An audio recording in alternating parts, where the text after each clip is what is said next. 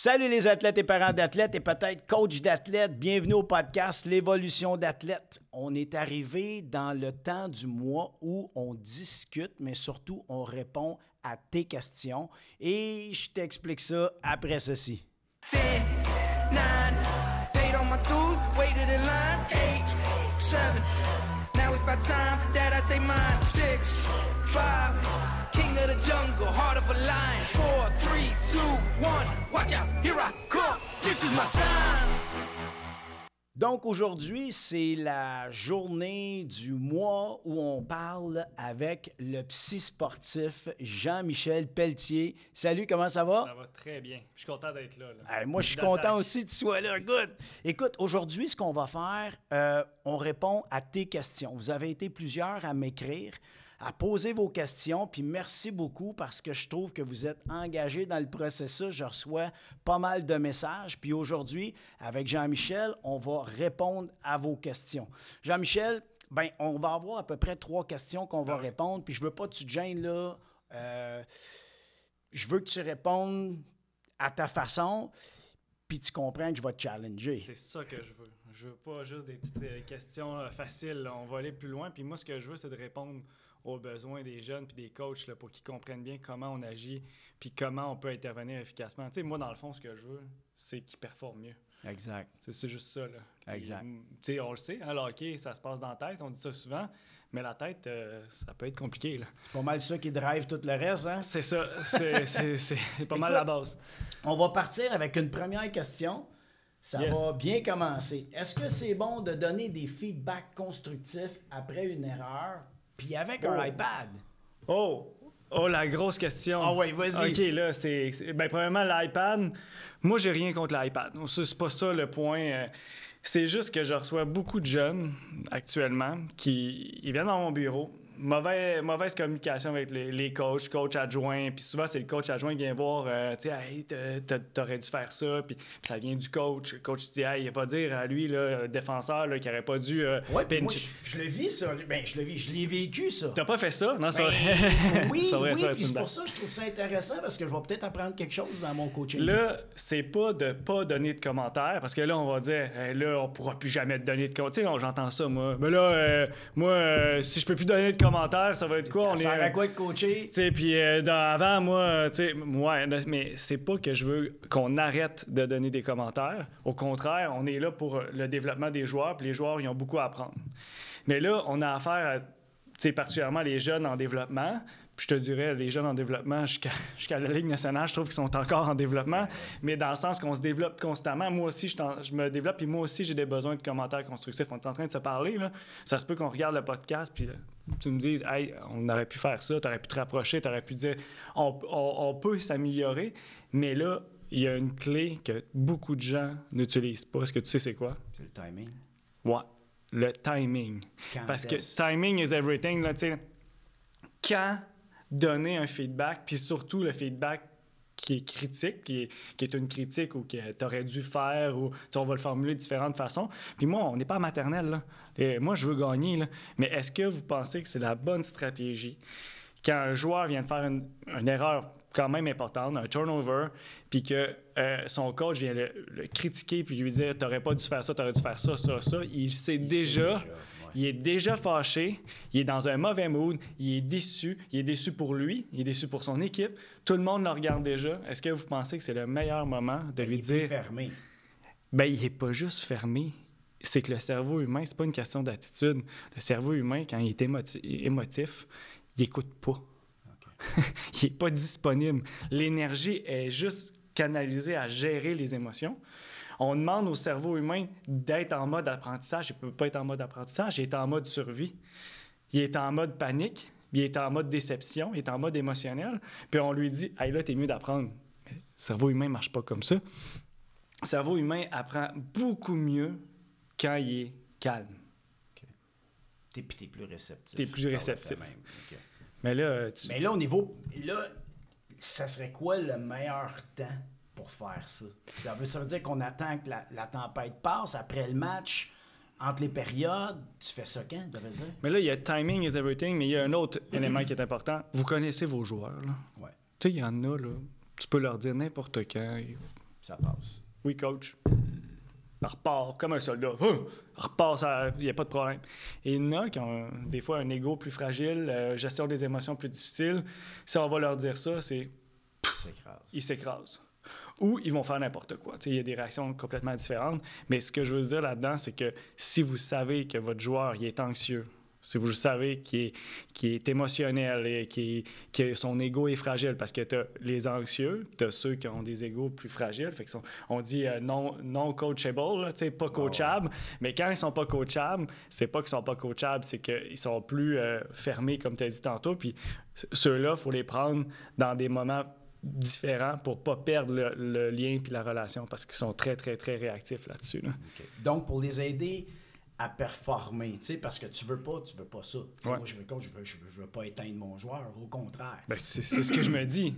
Donc, dans ce cas-là, au niveau performance, le meilleur timing, ça serait quoi dans ce cas-là? Si je veux pas l'éteindre, j'attends, puis je fais ça plus tard? Ben, si vous voyez que votre joueur, il prend toujours bien ça, puis c'est un soldat, on continue. Mais quand vous voyez que ça n'a pas bien fonctionné, c'est là que tu te dis, peut-être pas le bon timing. Mais on tient pas ça mort.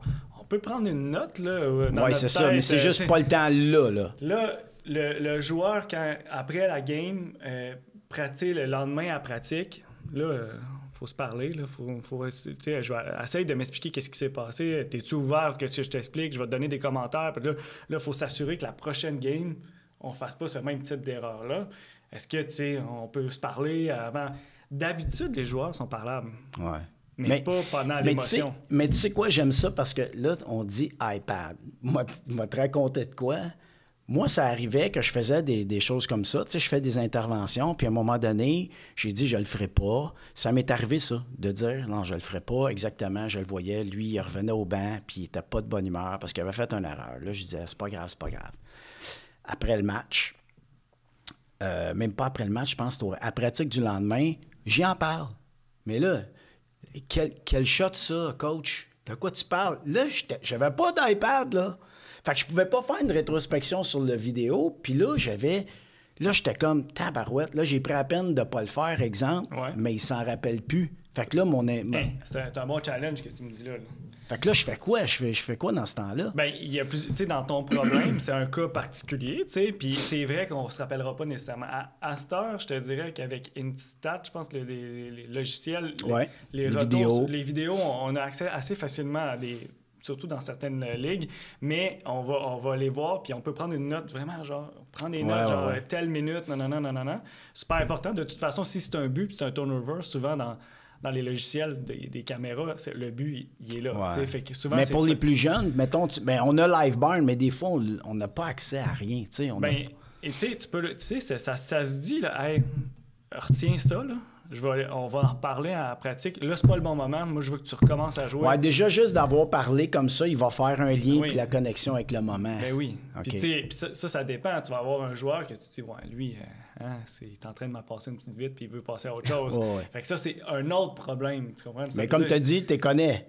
Tu sais qui te dit ça. Là. Le gars qui fait « je m'en rappelle plus ».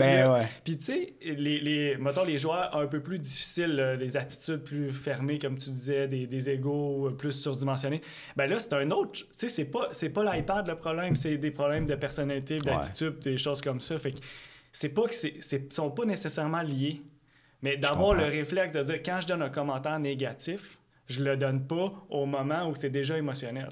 C'est fragile. Je donne un exemple concret. On est dans un podcast. Là. Je me mets à bégayer.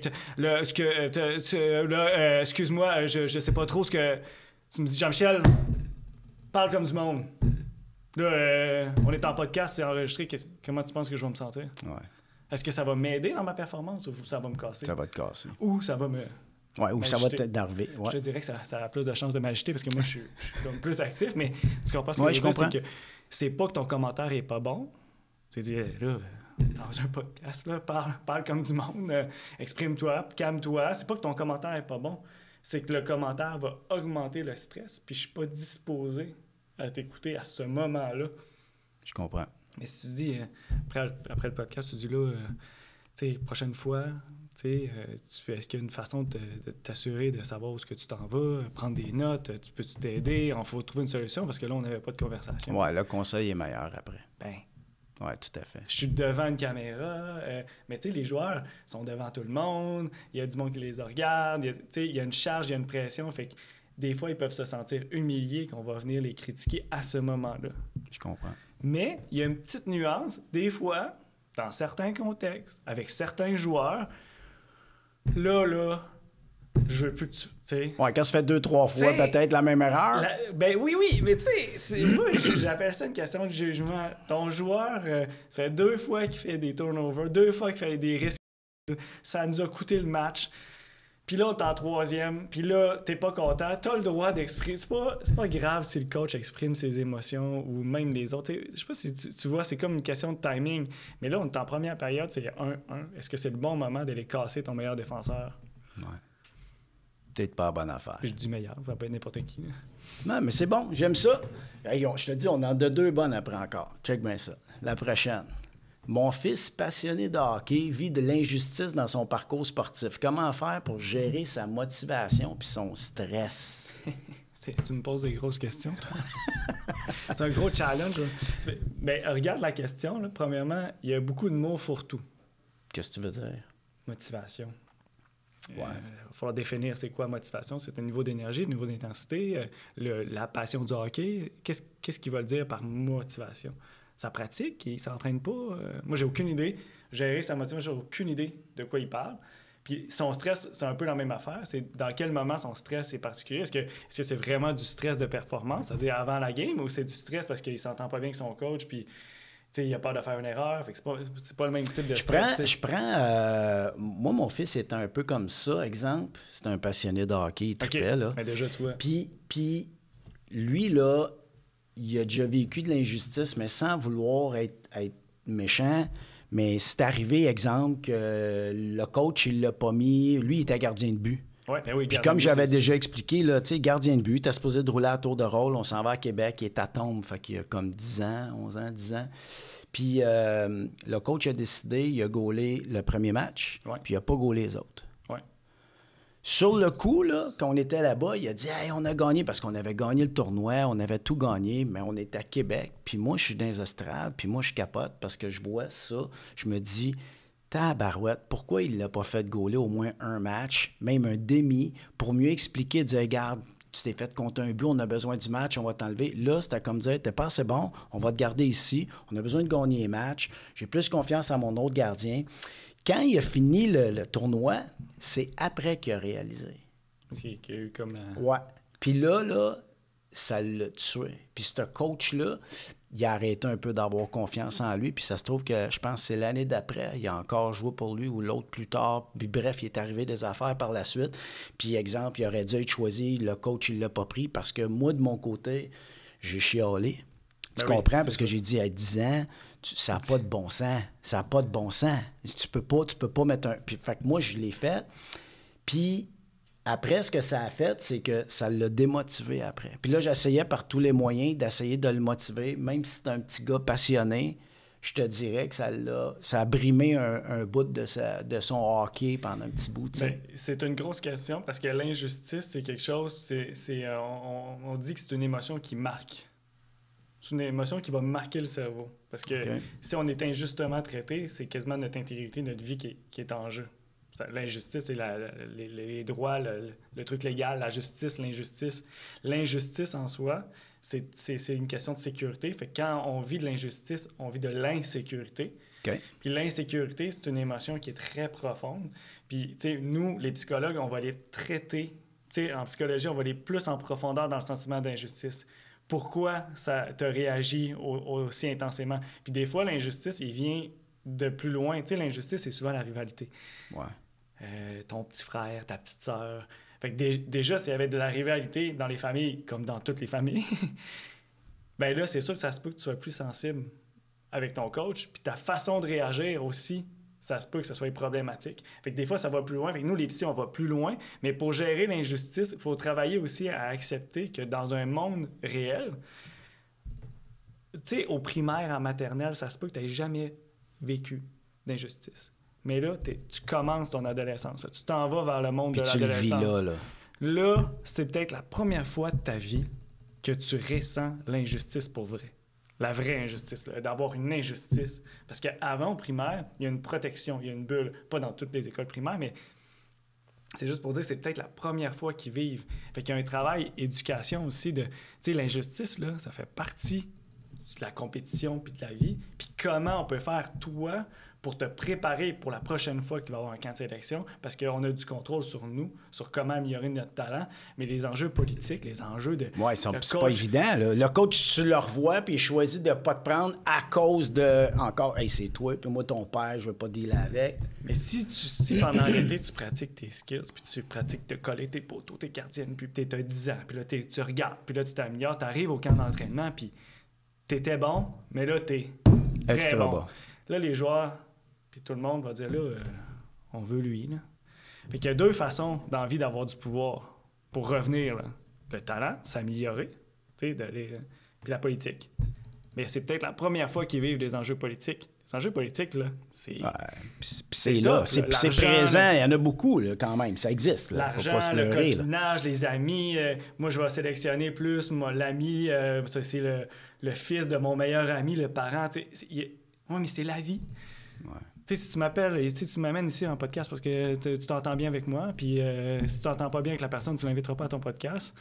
Ça fait partie de la vie. Mais les ados ou les pré-ados, c'est peut-être la première fois qu'ils vivent ça. Fait qu'ils sont sous le choc de, voyons, la vie est injuste. Ben, oui, il y a des injustices, mais il y a des façons de se protéger, il y a des façons de combattre l'injustice. Puis nous, en tant que parents, ben faut réagir comment face à ça? Moi, je l'ai encouragé. Ouais. Puis même, tu sais, quand tu parles de politique, c'est drôle parce qu'après ça, il s'est fait couper par ce coach-là. Je suis même allé le voir. Là, j'ai dit, très calmement, explique-moi. J'ai dit, moi, je pense techniquement, là, je coach assez pour voir qu'il est plus fort. Il me l'a avoué. Oui, il est plus fort. Puis il n'y avait comme pas de raison pour me dire pourquoi qu'il ne l'avait pas pris. Fait que là, j'ai fait 1 + 1, 2. Mais c'est moins le problème. Ben, ça se mais là, je me suis dit, hey, je me battrais pas contre ça. Mais en même temps, ce que je trouvais plate, c'est que je venais de nuire à mon fils. Mais là, il fallait que moi, je trouve une façon de motiver mon fils. Fait que c'était... Tu sais, j'ai expliqué. Puis j'ai expliqué, moi, j'ai été honnête. Puis j'ai dit à mon fils, c'est pas de ta faute à toi. Ça n'a pas rapport avec toi. Je pense que ça a rapport avec papa, puis je suis allé trop loin peut-être pour lui dire.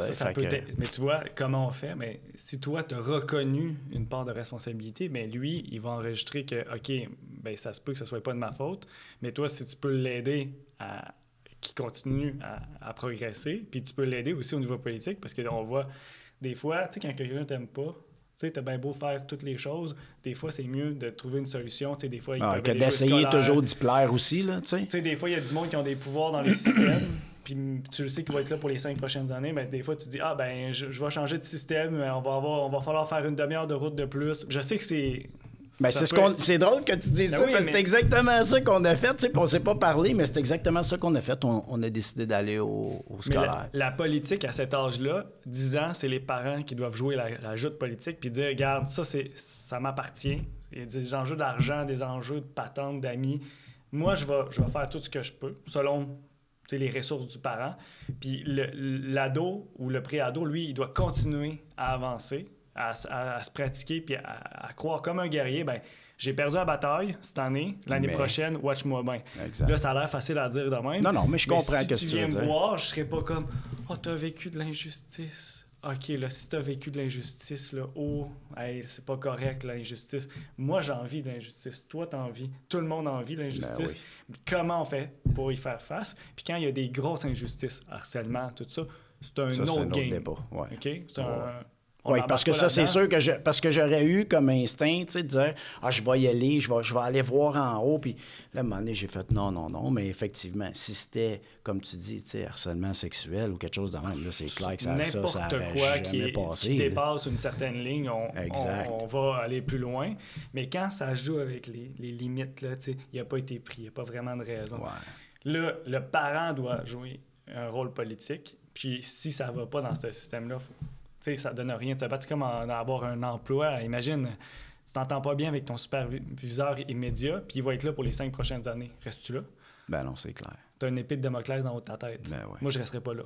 Tu sais, je veux dire, il y a des fois où que... Tu Puis c'est pas vrai dans tous les cas, que ce soit au travail, des fois c'est hyper complexe. Des fois, c'est ma job depuis les 10 dernières années. Je peux pas changer de job de même. Je comprends ça. C'est pas ça que je veux dire. Je veux dire que il y a des moments où c'est peut-être mieux de bouger, de faire un petit move si c'est possible. Mais comme je vous dis, c'est cas par cas. Puis ça, c'est de la résolution de problèmes politiques. Mais lui, le jeune, ce qui est le fun, c'est qu'il a toujours son talent. Le talent, c'est ton plus grand protecteur d'injustice.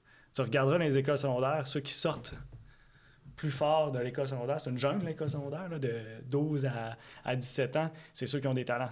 Ceux qui ont des talents, qui ont développé. Puis un talent, c'est quelque chose qui se développe. Tu peux l'avoir à la base, mais c'est quelque chose que tu joues du violon, si tu joues au hockey. Mais plus tu développes tes talents pendant l'adolescence, plus tu es protégé des injustices. OK.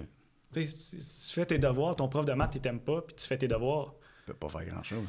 C'est écrit. Il y a la démarche, il y a la réponse. Même s'il voudrait t'enlever plus de points, il peut t'en enlever un peu, là, puis il t'aime pas, il va t'enlever un point là. Mais si tu as tout fait pour que ça aille bien, ton talent va te protéger. Il peut pas le faire. Ton talent, c'est ton meilleur agent de protection. Mais c'est complexe, hein? Parce que, d'habitude, c'est comme « Ah, mais là, c'est pas correct. » Ouais. Oui, mais là, pas correct. Je comprends, mais t'es rendu un adolescent. À quel niveau, là? Tu sais, à 7-8 ans, on essaye d'apprendre à faire un lancer, injustice. Ben là, c'est pas pareil. Les parents doivent s'impliquer un peu plus, tout ça. Mais là, rendu un pré-ado, 10-11 ans... ça joue dur, là, même si on juste 11 ans. Là, tu t'en vas vers l'adolescence, puis 12 ans, 13 ans, M13, après ça, là, c'est les 3, puis... Ouais, ça monte. Ah, puis il y en a. Non, mais moi, j'ai vu ça, le Pee-Wee, dans les jeunes, ils se disent « Je suis rendu Pee-Wee 3, l'été, hey, ça joue dur. Ah, moi, j'ai pas été pris l'été. » Hey, ça avance vite, là. Mais ton talent, ou améliorer tes talents, tes skills, ça reste ton arme. C'est ton arme principale. Moi, je sais, j'étais gardien de but, puis si j'avais pas maintenu mes talents, il y a plein d'autres gardiens de but qui auraient pris ma place. Parce que c'est une bataille constante. Je comprends. Une année, c'est toi qui es avantagé, l'autre année, ça sera pas toi. Puis tu peux être désavantagé 2 ans de temps, puis être avantagé la 3e année. Tu sais pas ce qui peut changer. Next! C'est le fun. Mon fils semble faire face à de l'anxiété de performance, que ce soit au hockey ou à l'école. Bien qu'il excelle, une nervosité intense survient lors des moments cruciaux accompagnés de maux de cœur. Malgré une amélioration une fois lancée, il a besoin de soutien pour surmonter ses appréhensions initiales. Comment gérer son angoisse? Mon Dieu, on dirait un psychologue qui l'a écrit. Je suis sûr, c'est pas moi qui ai écrit ça. Ben non, c'est un papa qui m'a écrit. Puis, tu sais, puis moi aussi, mon fils a déjà vécu ça, mais j'ai hâte de t'entendre là-dessus. Comment tu fais, comment tu gères son anxiété. Puis en plus, d'après ce que je lis, là, si je comprends bien, il est anxieux avant, mais pas pendant. Oui, mais c'est parce que, mettons qu'on va changer les mots pour que vous compreniez. Là. Dans le fond, l'anxiété de performance, telle que c'est décrit, le stress qui vient avant un échappé, mais c'est surtout, tu vois, là, il y a une différence entre un échappé et les tirs de barrage, par exemple. Pourquoi? Ouais. Pourquoi, selon vous, il y a une différence les gens? Entre les tirs de barrage puis un échappé? C'est le même mouvement? Oui, mais t'es pas dans le même état. Ben voyons, c'est la même affaire. Non, t'es parti sur le go, tu penses à rien, tu rentres la deuxième... Non, mais l'échappée, t'es en action. La deuxième, t'as le temps de réfléchir. Ouais. C'est pour ça que les tirs de barrage, c'est plus complexe qu'un échappé au niveau mental, surtout pour les personnalités très anxieuses. C'est-à-dire que si tu prends quelqu'un comme moi, j'ai plus de difficultés en tir de barrage que dans un échappé à cause que ma tension interne est plus élevée. C'est qu'ici, on voit ça en termes de tension puis d'énergie. Si j'étais à 8 de tension, 9, puis je m'en vais en tir de barrage, puis je suis le 3e, puis il n'y a personne qui a scoré, puis il y a un autre qui a scoré. Là, ma tension était à 8 déjà, mais à 8 depuis le début de la game. Tu sais, j'étais un intense. Là. Au niveau énergétique, ma tension était là. Puis là, il y en a un qui a scoré. Alors, tir de barrage, 9. Il y en a un qui a scoré, puis je suis le dernier. Là, ça monte encore. Si je score pas, on perd. Là. Fait que là, je suis à 9.9, puis 10, c'est le choke. Oui. Fait que les gens qui sont déjà tendus, fait que là, le jeune est probablement un peu comme moi. C'est un jeune qui a beaucoup de tension, beaucoup d'appréhension, puis il réfléchit, puis tout ça. Fait que lui, le niveau d'énergie, des fois, il est trop élevé. Fait que le manque d'action le fait réfléchir trop, puis là, mener les pensées. Moi, je dis, si vous comprenez, dans le fond, ça le dit, là. Puis ça le dit dans ton commentaire. tu peux bouger avant un tir de barrage. Mais ça semble-tu être le track? Oui, bien, c'est le track, mais c'est aussi d'autres choses. C'est des pensées négatives. C'est parce que quand le cerveau monte de tension, il réfléchit de façon anxieuse. Il réfléchit de façon... là, qu'est-ce qui va se passer? Là, si j'échappe la POC, tout le monde va rire de moi. Puis là, si je score pas, là, mon équipe va perdre. Puis là, si on perd, moi... Puis là, moi, j'ai besoin de ce but-là parce que pour mes stats, là, tout le cerveau, mais c'est parce que tu étais à 9 sur 10. Mais la personne qui était... Tu sais, le joueur de hockey qui est à 4, puis il s'en va en tir de barrage, puis il est rendu à 6. Ouais. C'est correct. Bien, il y a moins ces pensées-là. Mais ce que je veux dire là-dedans, c'est que quand c'est des enjeux énergétiques, comme ça, puis la tension est élevée, je recommande plus de faire des diversions, faire bouger, boire de l'eau, faire du mouvement avant de faire l'action pour faire baisser un peu la pression chez les gens anxieux.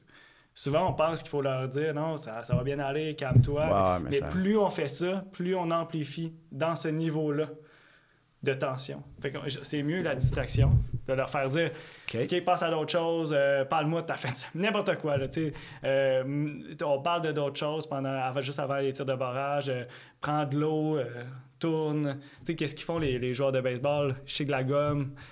Après ça, ils tournent. Ben, c'est pour calmer la pression. Parce que s'ils restent assis, l'énergie, là, si tu es à 8, 9, puis tu as beaucoup d'énergie dans ton corps, qu'est-ce qui se passe dans toi? Stress. Oui, puis qu'est-ce qui se passe si tu ne bouges pas? L'énergie, elle va où? Elle va dans tes jambes, elle se promène par tout ton corps ou elle monte? Je pense qu'elle monte. J'essaie. Puis là, je te dis ça parce que ça me fait penser à... Moi, j'ai ça, mais pas au hockey. T'as ça où? J'ai ça, exemple, je l'ai eu toute ma vie en jeunesse à l'école, quand c'était les examens. Ouais. Je l'ai eu même tard, je me suis aperçu de ça quand je faisais des formations d'entraîneur. Puis j'allais dans des grosses formations, puis tout. Puis là, j'étais content, j'aimais ça, je comprenais tout, j'avais beaucoup d'engagement. Puis, tu sais, t'as un gros volet technique, t'as un gros volet physique, là, tu sais, parce que t'as un volet théorique, je veux dire, puis t'as un volet physique.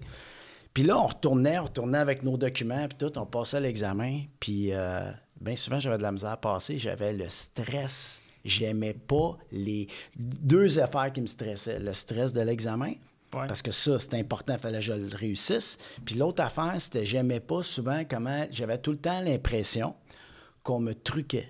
Ça veut dire qu'on me posait des questions. Tu sais, quand c'est-tu bleu ou vert? Puis là, toi, tu dis, ben vert, non, ça n'a pas de couleur pantoute. Oui, c'est comme des questions pièges. Oui. Puis ça, mais j'aimais pas ça. Fait que j'avais souvent l'impression, j'avais toujours peur que c'est une question piège. Oui, puis t'es pas le seul. Hein. Il y a plein de, tu sais, mettons dans un examen, il y a plein de pensées comme ça, ou ben non, tu sais, A, B, C, D, E, F, G, H, I, J, puis là, c'est tout rendu... Toutes les réponses sont bonnes, puis... Puis ce qui est drôle là-dedans, c'est que tu as nommé 2 choses, puis tu sais, si on les analyse séparément, on va pas les traiter de la même façon. Parce qu'il y en a un qui c'est plus un manque de connaissances sur le plan de comment un examen est construit. Puis pourquoi, puis ça s'explique, tu sais, un examen, c'est construit pour qu'il y ait du monde qui n'ait pas toutes les réponses facilement. Fait que c'est normal qu'il y ait des questions pièges, puis on peut se préparer mentalement. Moi, je ferais la préparation mentale. Quand tu as une question piège, puis tu restes prisonnier dans ton doute, ton hésitation, puis tu bloques, bien, comment on fait? C'est quoi tes stratégies? Fait qu'on ferait de la résolution de problème puis la préparation mentale.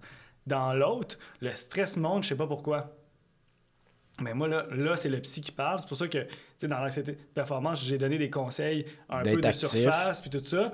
Mais c'est sûr que pour pas que ça se déclenche, il faut que moi, j'aille voir ta personnalité puis ton histoire de vie.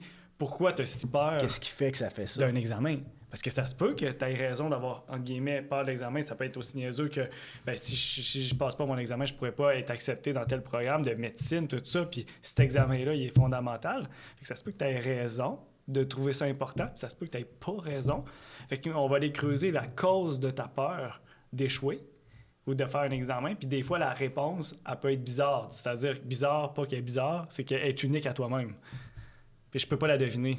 Moi, je sais pas pourquoi tu as développé une peur de qu'est-ce qui peut se passer à un examen. Parce que je connais pas ta mère, je connais pas ton père, je connais pas ta vie, je connais pas tes aspirations. Ça peut-tu être aussi niaiseux? Parce que je pense aux jeunes. École, tu poses une question, tout le monde rit. Tu peux pas poser une question, tu donnes une réponse, c'est pas ça, tout le monde rit de toi, fait qu'après, tu veux plus répondre. Bien, il y en a qui vont avoir peur de l'opinion des autres puis de ce que les autres peuvent penser. Mais il y a des gens qui ont peur de pas réussir dans la vie. Tu Ils se sont fait dire, tu vas finir au McDo, tu vas finir au McDo. Fait que là, il arrive à l'examen, je vais finir au McDo. J'ai entendu ça, là. Si je te dis ça, c'est pas une joke, là. Okay. Je vais finir au McDo. En 2024, on comprend pas d'où ça vient. Mais je l'ai entendu des milliers de fois. Mais si tu t'es fait répéter ça par tes parents puis par tout le monde, bien, c'est sûr que tu arrives, si tu t'échoues, tu vas finir à quelque part que tu veux pas, t'sais. Fait que des fois, on sait pas pourquoi. Puis des fois, il y a des gens qui viennent des milieux plus riches, il y a des gens qui viennent de milieux plus sévères. Fait que ton histoire de vie va venir impacter. Si tes deux parents sont médecins, c'est sûr que ça se peut que tu aies un petit peu d'anxiété de performance. Est-ce que faut-tu que je sois aussi bon de mon père? Il y a des joueurs de hockey qui ont déjà été dans la Ligue nationale, puis leur père. Puis après ça, c'est quoi? Moi, si je fais pas la Ligue nationale, je suis qui? Ouais, tu joues dans l'ombre un peu de ton père, whatever. Mais pire que ça, je suis qui? Ou je suis quoi? Tu sais, ça se peut que ton anxiété vienne de là. Je comprends. Fait que, moi, le psy, je vais aller traiter cette affaire-là. Tu sais, vous pouvez pas aller jouer là-dedans en tant que parent. Vous voyez que c'est beaucoup trop... Mais le psy va venir aller unlock ces affaires-là pour pas que ça se déclenche au mauvais moment. D'accord. Il n'y a pas de truc pour pas que ça se déclenche parce que ça vient de plus profond. C'est un système automatique. Tandis que les trucs de surface, mais vous comprenez que si vous avez trop d'énergie qui monte, il faut qu'elle descende. Il faut qu'elle bouge, il faut qu'elle se disperse. Mais ça, c'est logique. Il y a plein de choses qu'on peut faire pour disperser l'énergie, mais de les traiter, pourquoi ça se déclenche, bien là, souvent, ça prend quelqu'un qui est formé pour aller comme... Défaire le nœud. Mais là, avec ça, si la personne, comment il gère son angoisse, fait que tu suggères, dans le fond, pour qu'il puisse bien performer, il faut qu'il essaie de changer son pensée, de ses pensées, d'essayer de ne pas penser à ce moment-là ou de ne pas penser à ça ou de rester actif? Bien, moi, j'utiliserais plus la diversion. OK.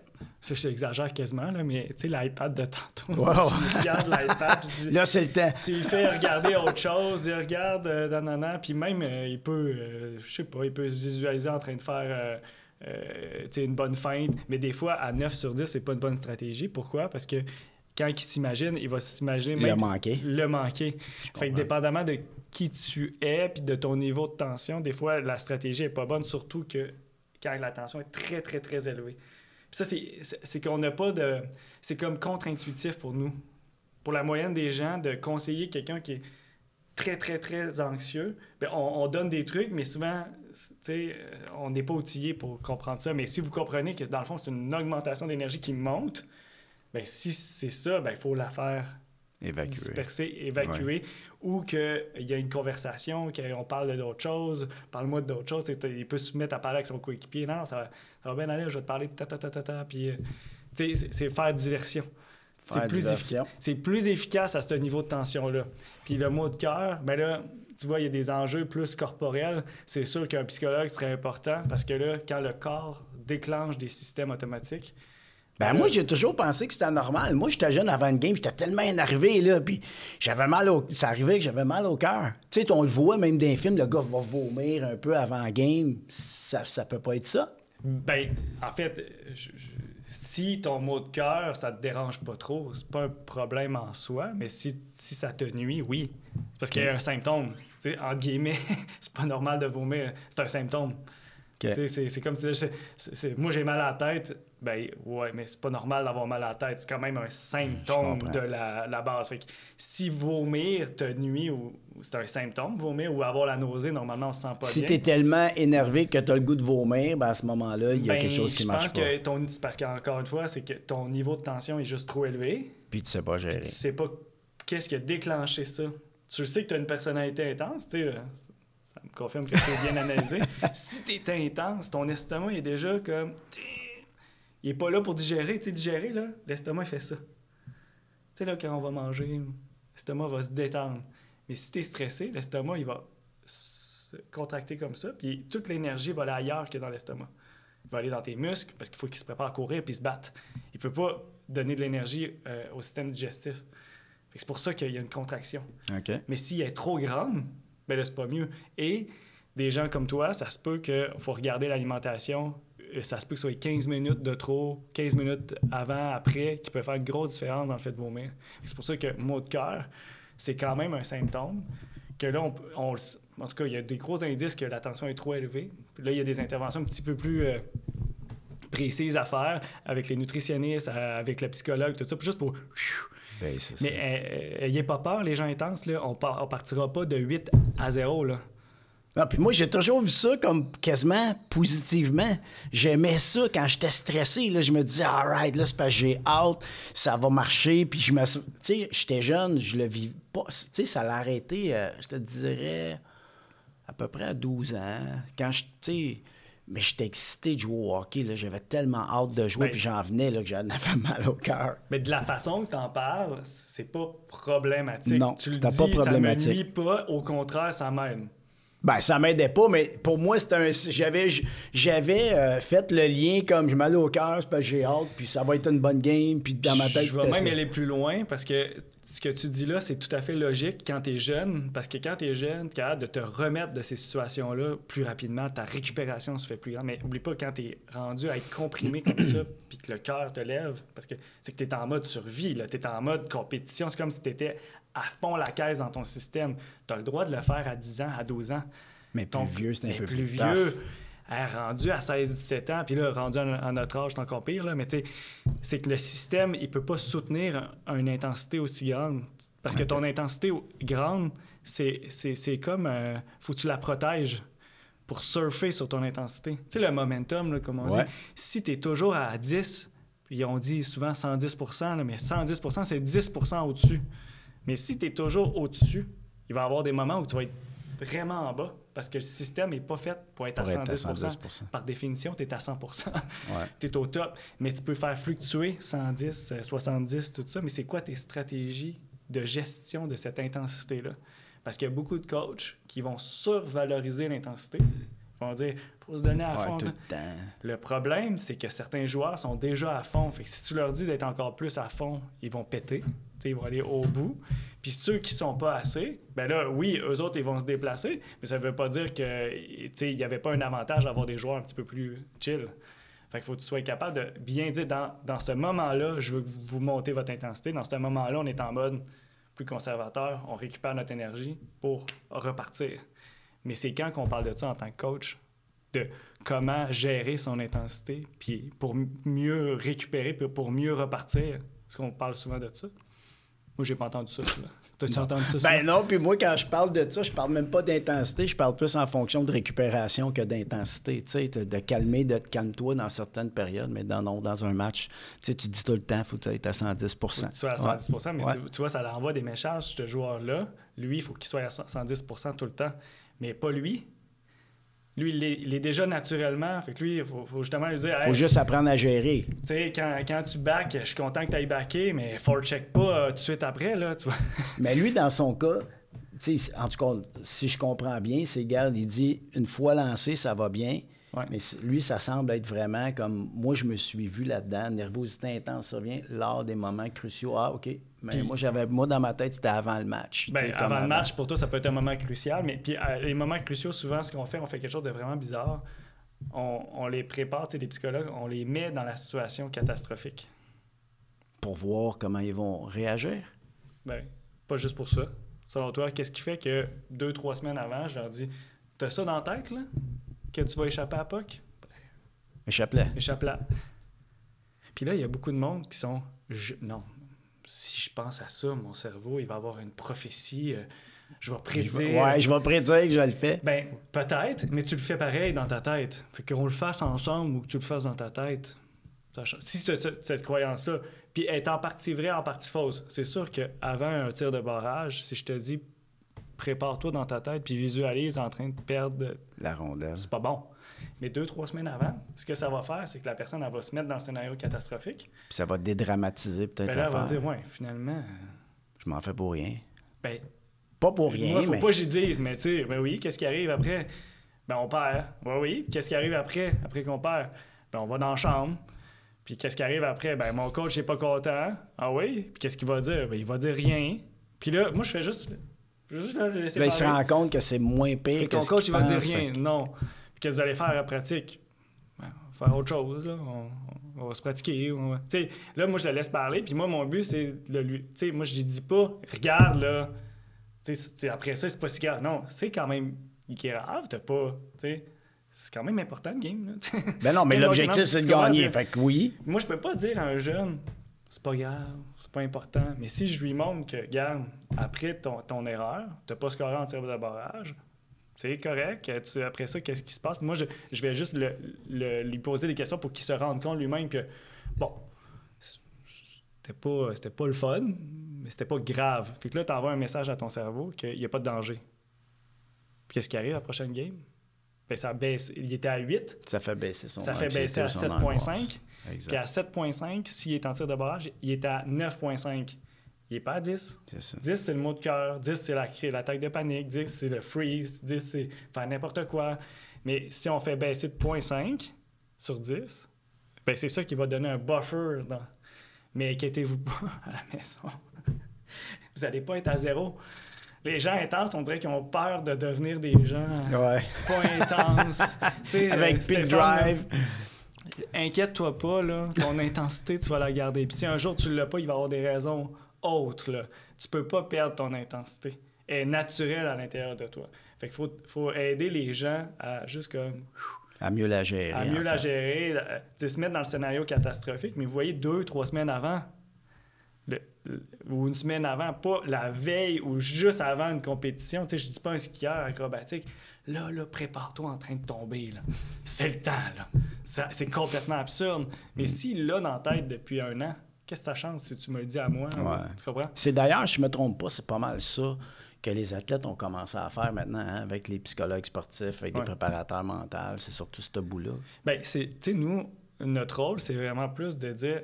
C'est le timing, tu sais, au début du podcast, timing is everything. C'est pas l'imagerie mentale qui est pas bon, c'est pas de faire des scénarios positifs, c'est pourquoi, c'est quoi ton intention, puis c'est quoi la meilleure stratégie pour que on diminue ton stress, puis c'est quoi la meilleure stratégie pour augmenter ton intensité, c'est quoi la meilleure stratégie pour garder le momentum, ta performance. C'est quoi la meilleure stratégie pour mieux shotter, c'est quoi ta meilleure stratégie pour être le premier gardien de but, c'est quoi tes stratégies, puis c'est le timing, c'est la flexibilité selon ta personnalité. Notre rôle, c'est ajuster les choses selon ta personnalité.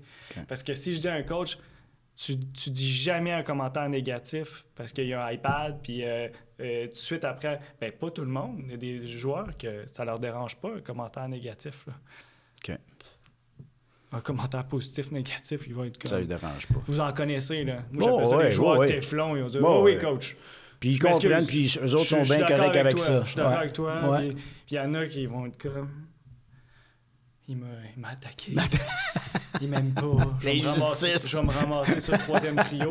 Puis le pire, c'est que ça se peut que tu te ramasses sur le 3e trio. Puis là, c'est ça, c'est à cause de l'erreur. Puis des fois, c'est même pas ça. Il y a un joueur qui est revenu de blessure. Il a pris la place au 2e trio. Tout est redescendu. Mais ton cerveau, quand il va pas bien, il est insécure, il fait des liens un peu sous-grenus. Un peu sans vouloir te reprendre. Tu sais, dans ton examen, ben, tu fais des liens un peu sous-grenus. Ouais. Ben là, pourquoi ils font ce type de questions-là? Ça joue... Mais le prof, il n'a pas dit hey, « je vais faire une question pour que Stéphane se sente... » Il coule! Il coule. Les examens sont faits pour qu'il y ait du monde qui coule, puis il y a du monde qui passe, puis il y a du monde qui réussisse à 100%. S'il n'y a pas de piège, ben, c'est pas un examen. C'est comme... C'est niaiseux, mais c'est comme... Il y a des choses à faire pour attaquer les problèmes, puis bien les séparer, bien les identifier. Une autre expression que j'aime, c'est un problème bien campé est à moitié réglé. T'sais. Puis moi, mon rôle, c'est d'aller... Ouais, mais attends pas. Là, tu vois, le mot de cœur... Tu mets des doigts sur des choses. Je cible le problème. Puis là, je cible le problème avec une question. J'ai même pas l'individu. Ouais, c'est ça. Fait que là, moi, ça me prend l'individu pour bien cibler son contexte, tout ça. Puis là, après ça, on travaille ensemble pour utiliser la meilleure stratégie parmi...